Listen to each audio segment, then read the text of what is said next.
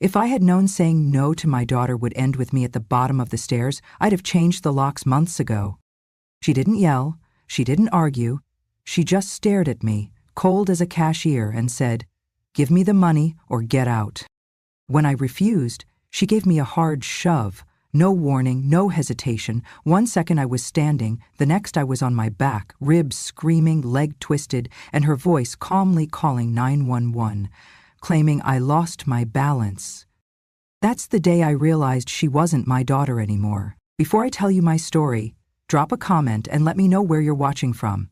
And don't forget to like and subscribe if you've ever dealt with a family member who crossed the line one too many times. Because what I did to my daughter after that, let's just say, it was the best kind of revenge.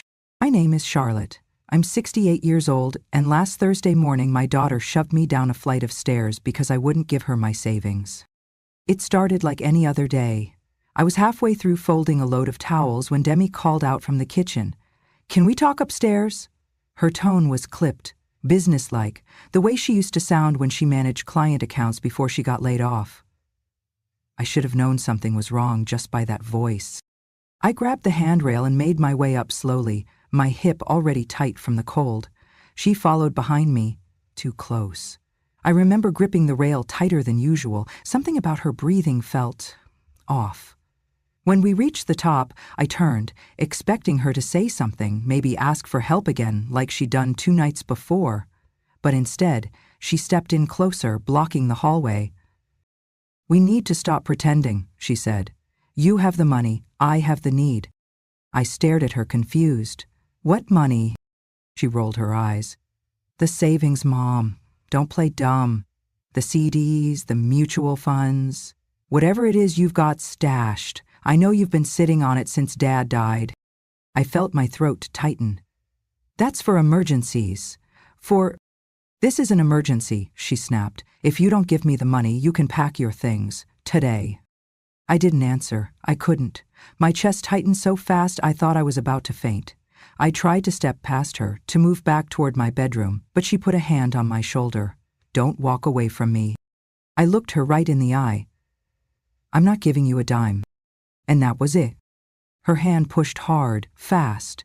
So fast I didn't even have time to react. My foot slipped. I heard the crack before I felt it. My hip hit the edge of a step, then another, then everything blurred. Wood, carpet, ceiling. I landed twisted on the 3rd step from the bottom, head tilted sideways, breath knocked out of my chest. She didn't scream. She didn't rush to help. She just stood there, halfway up the stairs, staring at me like I was an inconvenience.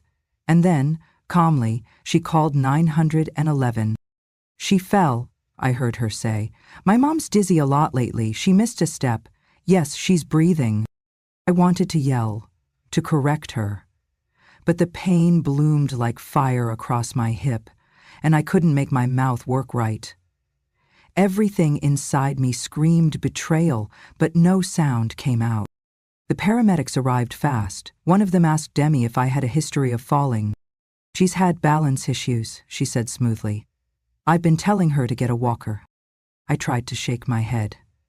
I don't know if they noticed. One of the EMTs adjusted my oxygen and told me not to move. I wanted to tell them the truth, but I was shaking too hard. And honestly, I wasn't sure if anyone would believe me. Who wants to believe their daughter is capable of something like that? They loaded me onto the gurney and wheeled me out. I remember watching the neighbor across the street peek through their blinds. I'd lived in that house for 34 years. No one ever saw me like that. Helpless, strapped down, bleeding through my cardigan sleeve, Demi locked the door behind us like nothing had happened. On the way to the hospital, I kept playing it over in my head. The look in her eyes, the coldness, the way she planned it lured me up the stairs, made sure no one else was home. This wasn't rage. It wasn't a heat-of-the-moment outburst. This was a calculation. And in that moment I realized something I should have seen months ago. She didn't see me as her mother anymore. She saw me as an ATM with arthritis. I closed my eyes against the ache pulsing through my side. This wasn't just a fall. This was the start of something bigger, something I had to survive. Not just physically, but fully. And somehow, I already knew, if I didn't act fast, I was going to lose a lot more than just my balance. The hospital lights were too bright, like they were trying to scrub away the truth. A nurse asked me if I could wiggle my toes, and I did, slowly. The pain in my hip was sharp, a tight pulsing throb that spread down to my thigh. They told me nothing was broken, just a deep contusion and some bruised ribs. "You're lucky," the doctor said. I didn't feel lucky. Demi sat across the room in one of those plastic visitor chairs, scrolling through her phone like she was waiting for her nails to dry. No concern on her face, no guilt, just mild impatience. Every few minutes she'd glance at me, then back at the screen. "Do you want me to call anyone?" the nurse asked me softly. I opened my mouth, but Demi cut in. "We're fine. It was a scare, but she's just shaken up. She's had these dizzy spells before." I stared at the nurse, willing her to see through the lie. But she nodded politely and left the room. Demi looked up then, eyes cool. "You're going to need to stay here overnight, maybe 2. I'll bring your insurance card later. It's in your wallet, right?" That's when something clicked in my head. "My purse," I said, suddenly alert. "Where is it?" She blinked, then smiled. "Don't worry, I grabbed it. It's in the car." I didn't believe her. My purse was on the entryway table when I fell. She hadn't even come down the stairs until the paramedics did. I wanted to ask again, to press, but she stood up before I could speak. "I'll swing back later. Rest up, okay?" She kissed my forehead, like a nurse might kiss a patient they didn't know. Then she walked out, not even looking back. The room felt colder once she was gone. Later that night, while the pain meds softened everything around me, I asked the evening nurse if I could use the hospital phone. My cell had died, according to Demi, but I knew that wasn't the full story. The nurse nodded and wheeled the phone closer. I tried calling my friend Linda. Voicemail. Then again, nothing. Then I remembered Linda had changed her number after her son's move to Seattle. She sent it to me in a text I couldn't access without my phone. I sat in that bed, angry with myself. Angry that I hadn't written her number down, that I'd let Demi convince me I was too old to keep paper records. "Digital's easier," she'd said. "I'll keep it all organized for you." The next morning, the nurse brought in breakfast and a stack of forms. Insurance, consent, discharge prep. My eyes scanned the lines, but the words blurred. I felt helpless, like I'd been nudged off a cliff and was still in free fall. That's when I noticed the charge sheet clipped to the bottom. Room costs, med costs, and something that didn't make sense.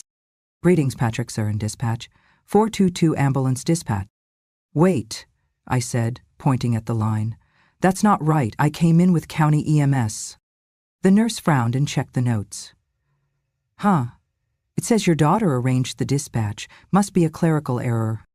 I shook my head. No, this wasn't a mistake. It was the first clue. Demi wasn't just trying to pressure me. She was actively using me, my name, my identity, to start draining what she thought was hers.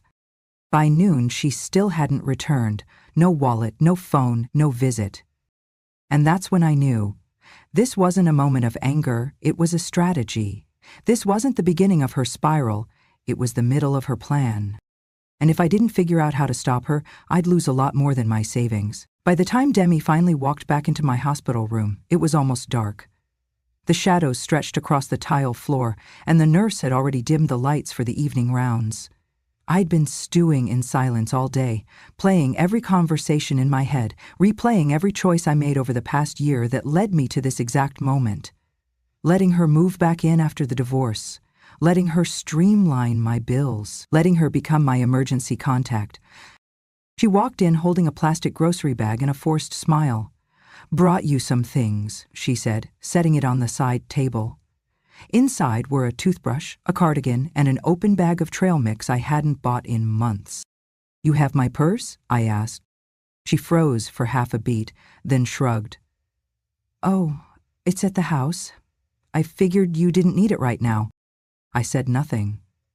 She sat down across from me and crossed her legs, too casual, too controlled. "So listen, I've been thinking," she started, and I braced for it. "We need to get serious about the money. I know you're probably mad at me, but the startup's falling through, and we've got one shot to pivot." I blinked. "Startup?" Her eyes widened, like I'd just insulted her intelligence. "My wellness app, Mom. You know, the one I've been working on with Zach and Liv? We already invested 10 grand, and if we don't get the second phase funded, it all tanks." I shook my head slowly. "That was never my investment." She smiled, but it didn't reach her eyes. "Come on, it's not like you can take it with you. You have no rent, no mortgage, no car payments. What do you need all that money for?" I sat up straighter, ignoring the tight pull in my side. "For peace of mind, for medical expenses, for not having to explain myself to anyone." She leaned forward. "If you don't help me now, it's over. I'll lose everything. You won't see Travis again. I won't have anywhere to live. We're family. This is what families do." "No," I said quietly. "Families don't shove their mothers down the stairs for money." Her face flushed. "It was an accident." I didn't flinch, was it? We stared at each other, the air in the room suddenly sharp. She stood up, pacing now. "You're being dramatic. You're lucky I even brought you here. You could have broken your neck." "I might have," I said, "but not because I slipped." That stopped her, just for a second. Then she exhaled hard and looked me dead in the eye. "Fine. Don't give me the money, but you better find somewhere else to go when you're discharged. You're not coming back to the house." She said it like she was cutting off a tenant, not her mother, not the woman who gave birth to her, paid for her school, raised her through every scraped knee and bad breakup. "You're serious?" I asked. She nodded. "Dead serious. You either help or you leave." I didn't answer. I couldn't. The words got stuck somewhere between my chest and throat. She picked up her bag and walked out, like it was just another conversation, like she hadn't just thrown away our entire relationship over an app and a bank balance. I lay back in the bed, numb. The only sound was the distant beeping of machines from the hallway. I felt stripped, not just of a home, but of something deeper, of the belief that my daughter still loved me. And yet, under that ache, something else stirred, not rage, not sadness. A small, stubborn seed of clarity. She wants me gone? But this time, I'd leave on my terms. And I wouldn't be the one who'd regret it. The morning nurse brought me my discharge papers before breakfast. "Your daughter already signed off on everything," she said, smiling like it was a favor. I nodded quietly, but inside, I felt something cold sink in.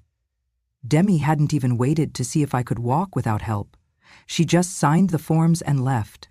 They gave me a pair of hospital-issue non-slip socks and a walker. I eased out of bed, my hip tight and bruised, but functional. As I shuffled toward the bathroom mirror, I caught my reflection and barely recognized the woman staring back. Pale, drawn, exhausted, but not broken. Not yet. My phone had been returned in a plastic bag marked Patient Belongings. It was dead, no charger. The last text was from 3 days ago, from Linda. I'd tried to call her the day before, but without her new number, I was stuck. I plugged the phone in and waited, my stomach churning. When it finally powered up, I saw what I feared. My call log was wiped clean. My saved contacts were untouched. But the recent activity, gone. All of it. I scrolled through my texts. Nothing new from Demi, just a few auto messages from my pharmacy. I pulled up Linda's number from an old email thread and dialed manually. It rang twice before she picked up. "Charlotte?" she said, cautious but clear. "Yes," I whispered, trying to keep my voice steady. "I need help." 10 minutes later, she was there. Not in the waiting room, but in my hospital room, holding a manila folder and her leather briefcase. Her gray hair was pinned back, lipstick perfect, like she'd just stepped out of court. "What did she do?" Linda asked softly, sitting beside me. I didn't answer at first. I just handed her my phone, then pulled out the discharge packet and pointed at the billing sheet. Private ambulance fee, signed by her. Without asking, Linda's eyes scanned the documents fast, fingers flipping through pages like a lawyer in trial. She nodded once. Okay, then let's not waste time. I'd always trusted Linda. We met in our 20s, both married to military men stationed in the same town. She went to law school while I raised Demi. Over the years we kept in touch, even when our lives diverged. After my husband passed, she helped with the will, the insurance, everything. I hadn't spoken to her much in recent months. Demi said it was because Linda was always busy. Now I realized it wasn't Linda who'd disappeared. It was me. Or rather, Demi had made sure I was unreachable. I have a place for you, Linda said. It's a co-op. Seniors, independent, quiet. You'll like it. What about my things? I asked. We'll get them later, she replied. What matters now is getting you somewhere safe and starting a paper trail. We didn't wait for Demi. Linda signed me out herself, using the hospital's alternate release protocol. She wheeled me out through the side entrance, avoiding the main lobby. Her car was already running. An old Lexus with smooth leather seats and soft jazz playing low on the stereo. In the glove compartment was a folder labeled Contingency CL, my initials. She'd prepared this before I even called. As we pulled out of the lot, I watched the hospital fade in the rearview mirror. My leg ached, my ribs throbbed, but beneath all that I felt something new. A flicker. A pulse. Not hope, not yet. But something close. Linda drove in silence for a while, letting me breathe. Then she turned slightly toward me. You're not the first, she said. I've seen daughters do worse. But you're not going to be the one who disappears in this story. I looked out the window, past the fast food signs and strip malls toward the quiet edge of town. No, I wasn't. I was going to disappear from Demi's story, yes.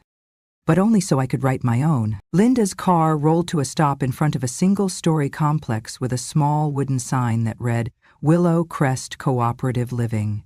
No gold lettering, no gates. Just a clean front walkway lined with trimmed hedges and a bench beneath a jacaranda tree that was already starting to bloom. It didn't look like much, but it felt like something I hadn't known I needed. Quiet. Inside, the common area smelled like lemon oil and fresh bread, not antiseptic, not loneliness. Linda helped me up the ramp and into a unit at the end of the hall. Unit 2B. It had a kitchenette, a twin bed already made, and a small window facing a shared courtyard where two women were laughing over a gardening magazine. I've covered the deposit, she said. You'll pay me back once we sort your accounts. I didn't argue. I couldn't. My throat was still sore, not from the fall, but from everything else. Being here felt like stepping into a place where I didn't have to defend my existence. Linda sat at the small table and opened her briefcase. We need to talk about your assets. That word used to make me think of retirement accounts. CDs. The little nest egg I had built with Cliff. Now it made my stomach turn. Demi had reduced me to nothing more than what she could access with a password. I pulled out the small notebook I'd started keeping over the last few days. Every weird charge. Every time Demi intercepted mail. I'd even jotted down the name of the bank representative who called once to confirm a transaction I never made. At the time, I thought it was a mistake. Now, I knew better. Linda flipped through the pages and nodded. This is good. It's more than most people have when they come to me. She pulled out a second file. Bank statements. She'd requested using my social security number and a copy of my ID. You were added as a secondary on 2 new accounts. Both opened in the last 6 months. One's tied to a company called ZG Wellness Ventures. Know what that is? I shook my head slowly. She tapped her pen. That's where your missing money is going. It's a shell. Probably something Demi set up with a friend. I swallowed hard. I thought the fall had been the worst of it. But this was theft. Not in the dramatic, masked burglar kind of way. In the quiet, signature-forged, email-penned way. The kind that doesn't get noticed until it's too late. We're going to move fast, Linda said. I'll contact the Financial Abuse Division. You'll sign over temporary legal control to me while we secure your estate. I don't want her near it, I said. My voice was firmer than I expected. Not a penny, not the house. She won't be, Linda replied. Not once we move the title into a living trust and freeze the accounts. I looked around the room again. Bare walls, a small radio, a tea kettle. It wasn't much, but for the first time in months, I wasn't walking on eggshells. I wasn't bracing for another guilt trip or a slammed door or a sudden tantrum over what I spent at the grocery store. Linda packed her briefcase, then handed me a new flip phone. Only I have this number. Keep it with you. We can't risk her tracking your location through your old phone. I took it, no hesitation. Later that evening, I sat by the window with a cup of warm water and watched the sky fade to violet. A woman in the courtyard waved at me. I waved back. I didn't know her name yet, but I knew one thing. I was no longer inside the house where my daughter pushed me down the stairs. I was no longer a line item on someone else's spreadsheet. So I was somewhere she couldn't reach. And that was the first real step toward getting my life back. By the next morning, I was ready to stop feeling like someone on the run and start acting like someone with a plan. Linda arrived just after breakfast, a soft knock on the door and a fresh folder tucked under her arm. She didn't waste time with small talk, just sat across from me at the little table and opened the folder between us. "This," she said, sliding the first form toward me, "is the living trust agreement. Once we sign this and record the deed, everything you own, your home, your accounts, your name, is legally out of her reach." I stared at the form, heart pounding.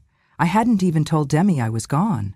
I imagined her waking up that morning, opening my bedroom door, expecting me to be there, and finding it empty. No goodbye, no forwarded address, just silence.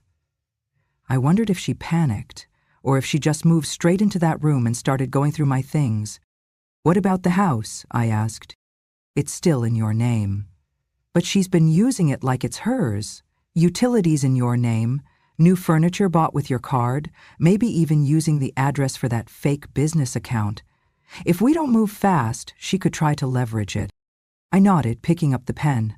My hand shook slightly as I signed. She slid another form toward me. "This one freezes your current checking and savings accounts and opens a protected custodial account.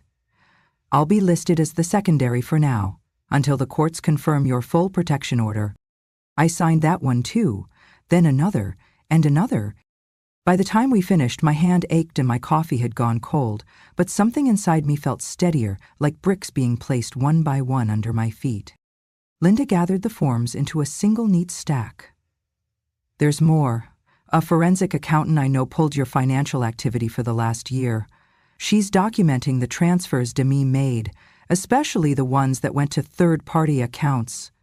It's already enough for a civil case. And, depending on how bold Demi's been with your signature, maybe even criminal." A sharp breath escaped me. What happens if they prove it? She could face charges: fraud, elder financial abuse, identity theft. But that's not your job. Your job is to protect yourself. The rest we let the system handle. I stood slowly, walking to the window for a moment, trying to process it all. I wasn't someone who ever imagined taking legal action against my own child. Even now, part of me wanted to believe she just made a mistake, that she got desperate and would fix it. But that part of me had been pushed down a staircase. That part of me had been erased from her version of the story. "I don't want revenge," I said, turning back to Linda. "I want her out of my life, quietly, for good." "Then we do this right," she said. "By the book, no loopholes." Later that afternoon, we drove to the county recorder's office. I used the walker for balance as I signed the deed transfer in front of a notary. The room was beige and cold, but when the seal stamped down with a heavy click, I felt something shift. This wasn't just paperwork. This was the sound of a door closing behind me. Back at Willowcrest, the receptionist handed me a padded envelope. "Dropped off this morning," she said. "No return address." Inside was a cheap card with a smiley face on the front and one line inside, "Call me. We need to talk." D. No apology, no explanation, just entitlement in ink. I didn't call. I walked straight to the lobby shredder and fed it through, slow and steady. That night, as I sat at my little table with a tea bag steeping in silence, I realized something. I was no longer waiting for her to change. I was making sure she couldn't touch me even if she tried. The knock came just after noon 2 days later. It wasn't loud, but it was firm. The kind of knock that comes with an agenda. I had just finished watering the potted rosemary by the kitchen window and was settling into the afternoon quiet. When I opened the door, I didn't even need to ask. Demi stood on the front steps of Willowcrest, sunglasses pushed up on her head, arms folded across her chest. Her son, Travis, slouched beside her, hoodie on despite the heat, hands stuffed deep in the pockets.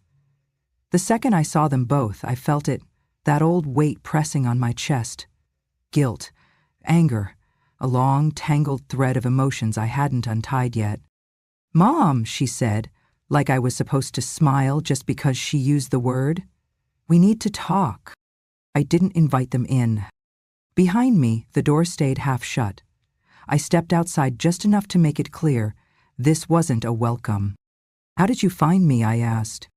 Her eyes darted away for half a second. "I went by the house. You weren't there. Then I checked the hospital. You weren't there either. Someone had to know something. You searched for me like you lost a wallet," I said quietly. "Don't be dramatic," she snapped. "You vanished. You left without telling anyone." I raised an eyebrow. "After you told me I wasn't welcome." Travis shifted his weight and looked down at his shoes. He hadn't said a word yet, but his silence didn't make him innocent. I remembered the way he used to beg for gift cards, always just for school supplies, and somehow always maxed out by nightfall. Demi stepped forward. "Look, I know things got tense, but you're overreacting. We're family. We don't handle things this way." I crossed my arms.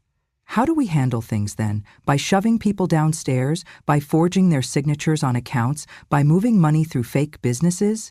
She blinked, just once, but that was all I needed. She hadn't expected me to say it out loud, not here, not in public. "I don't know what you're talking about," she said slowly.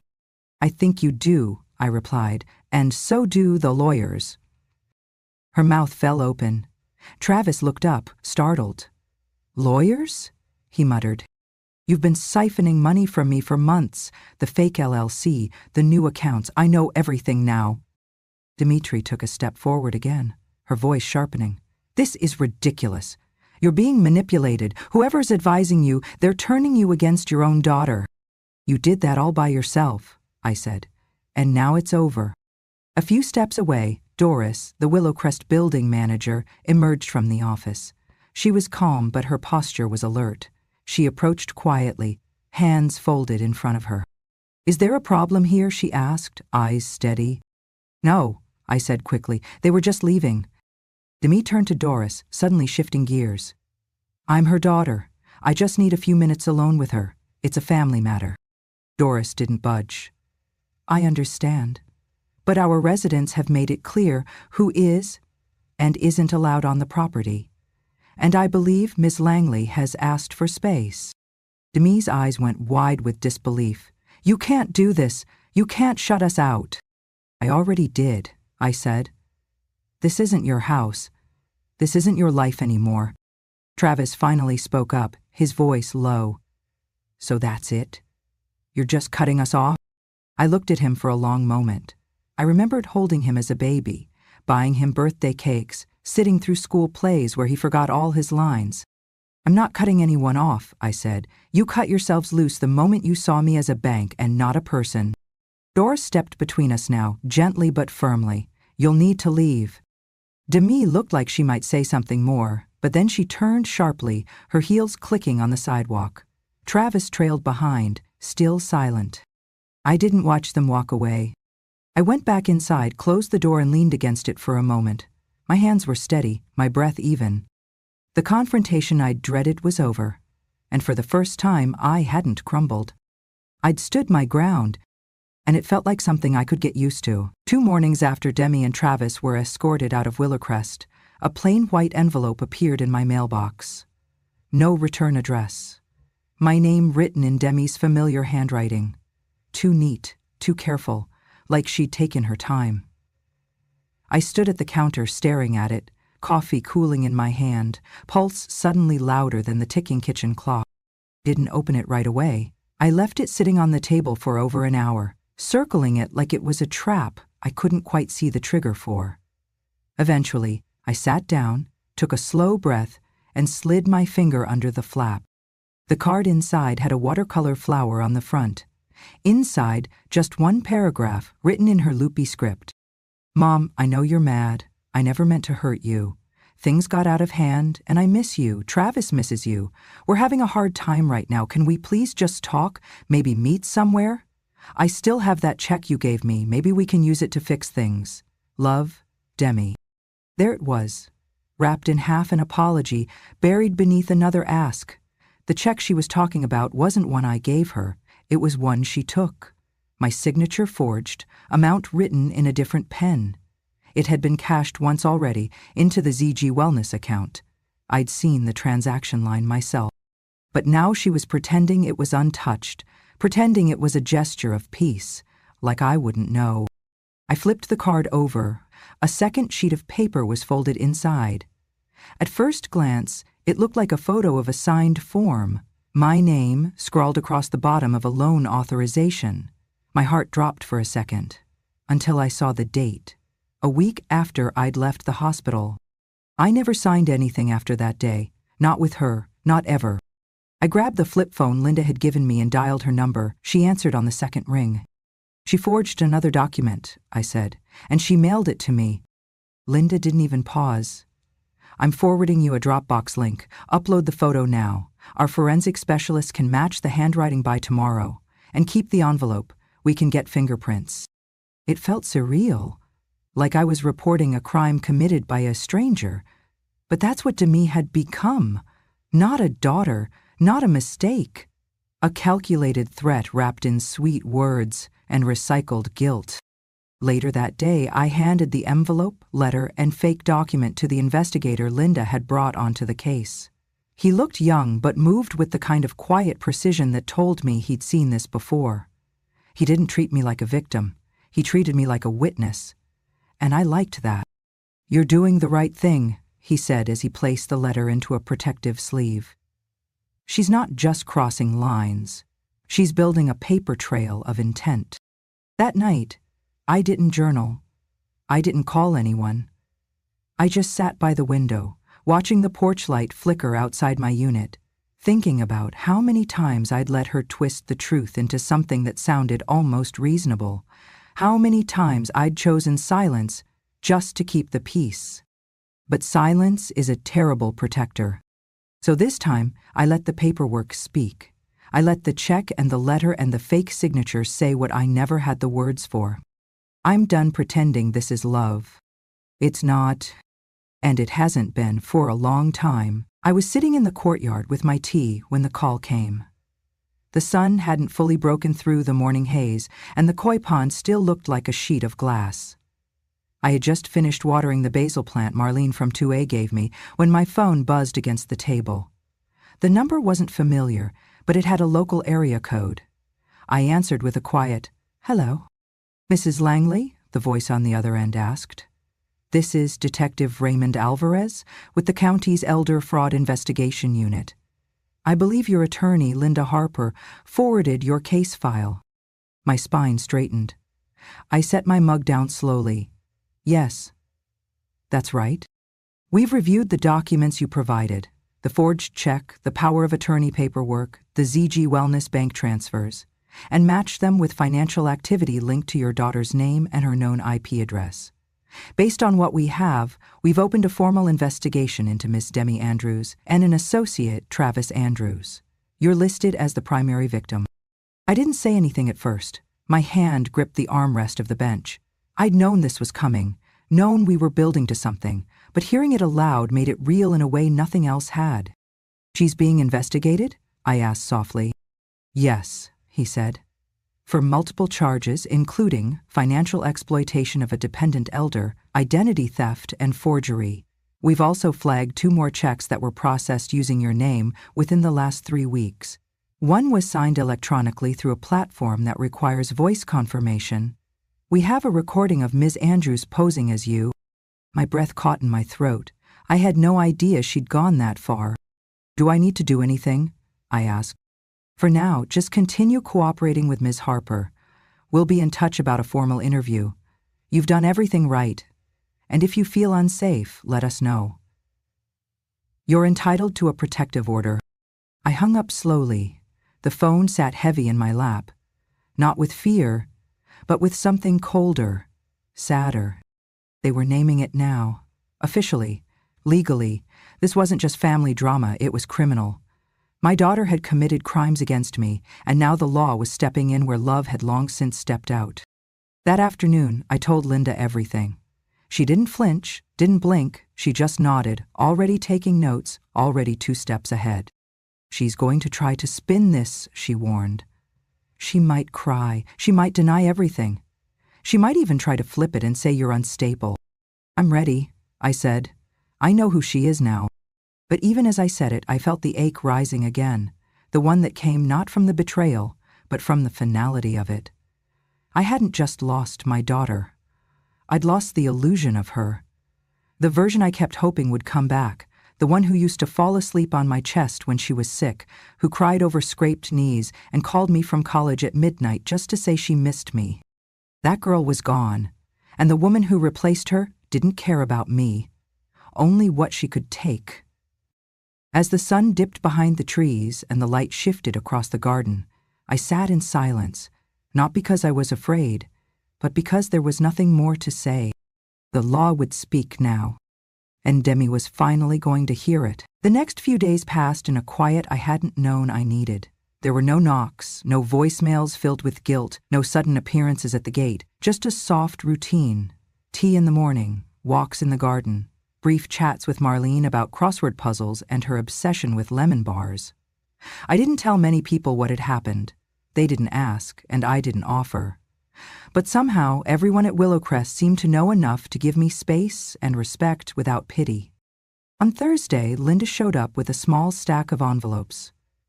"These are the bank confirmations," she said, spreading them across the kitchen table. "Your accounts are fully frozen and reassigned under the trust. Any attempt to access them now triggers an automatic alert." She handed me a new debit card, simple, black, with only my name on it. No co-signers, no access but mine. I held it in my hand, surprised by how something so ordinary could feel so powerful. We also filed the formal notice of revocation for Demi's power of attorney. "It was never legal, but this eliminates all ambiguity," she added. "The title to your house is secure. You are now fully protected." I exhaled slowly. "So she can't touch anything?" Linda shook her head. "Not a cent. Not a square inch."